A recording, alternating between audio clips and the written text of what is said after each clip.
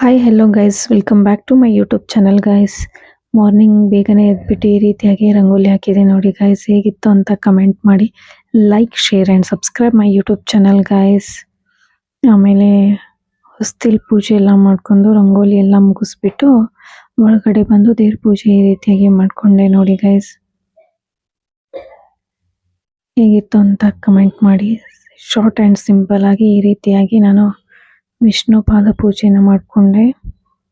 ಆಮೇಲೆ ರಿಲೇಟಿವ್ ಮನೆಗೆ ಹೋಗಬೇಕು ಅಂತ ನಾವೆಲ್ಲ ಪ್ಲ್ಯಾನ್ ಮಾಡಿದ್ವಿ. ಸೊ ರಿಲೇಟಿವ್ ಮನೆಗೆ ಹೋಗಬೇಕಾದ್ರೆ ಈ ರೀತಿಯಾಗಿ ನಾನು ರೆಡಿಯಾಗಿ ಒಂದು ರೀಲ್ ಶೂಟ್ ಮಾಡ್ಕೊಂಡೆ ನೋಡಿ ಗೈಸ್. ಇದು ಯಾವ ರೀಲು ಅಂತ ಕಮೆಂಟ್ ಮಾಡಿ, ಯಾಕಂದರೆ ನಾನು ಆಲ್ರೆಡಿ ಅಪ್ಲೋಡ್ ಮಾಡಿದ್ದೀನಿ ಈ ರೀಲ್ನ. ಸೊ ಇದು ಯಾವ ಹಾಡು ಅಂತ ಕಮೆಂಟ್ ಮಾಡಿ ಗೈಸ್. ಆಮೇಲೆ ರಿಲೇಟಿವ್ ಮನೆಗೆ ಹೋಗ್ತಿದ್ದೀವಿ ಅಂತ ಹೇಳಿ ಸ್ವಲ್ಪ ಶೇಂಗಾ ಹೋಳಿಗೆ ರೆಡಿ ಮಾಡ್ಕೊಂಡ್ವಿ ನೋಡಿ ಗೈಸ್.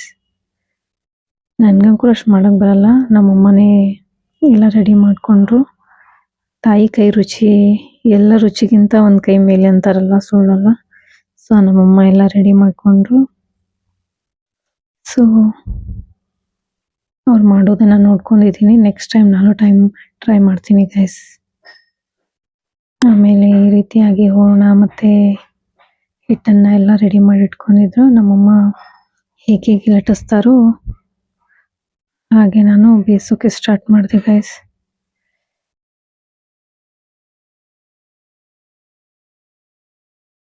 ಎಲ್ಲ ಚೆನ್ನಾಗಿ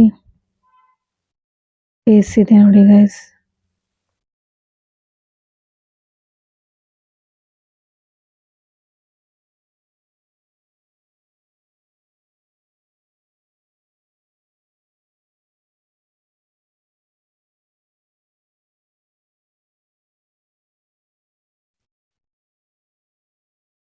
ಈ ರೀತಿಯಾಗಿ ನಮ್ಮಮ್ಮ ರೆಡಿ ಮಾಡ್ತಾ ಇದ್ರು ನೋಡಿ ಗೈಸ್. ಆಮೇಲೆ ಎಲ್ಲ ರೆಡಿ ಮಾಡಿಕೊಂಡು ಅವರು ಸ್ಟಾರ್ಟ್ ಮಾಡಿದ ತಕ್ಷಣ ನಾನು ಬೇಯಿಸೋಕೆ ಸ್ಟಾರ್ಟ್ ಮಾಡಿದೆ. ಸೊ ಈ ರೀತಿಯಾಗಿ ನಾನು ಬೇಯಿಸಿದೆ ನೋಡಿ ಗೈಸ್. ಹೇಗಿತ್ತು ಅಂತ ಕಮೆಂಟ್ ಮಾಡಿ. ಆಮೇಲೆ ನಾನು ನಮ್ಮಮ್ಮ ರಿಲೇಟಿವ್ ಮನೆಗೆ ಹೋಗಿ ಒಂದು 7 o'clock ಬಂದ್ವಿ. ಅಷ್ಟೊತ್ತಿಗೆ ನಮ್ಮ ಹಸ್ಬೆಂಡು ಆಫೀಸಿಂದ ಸ್ವಲ್ಪ ಲೇಟಾಗಿಯೇ ಬಂದರು.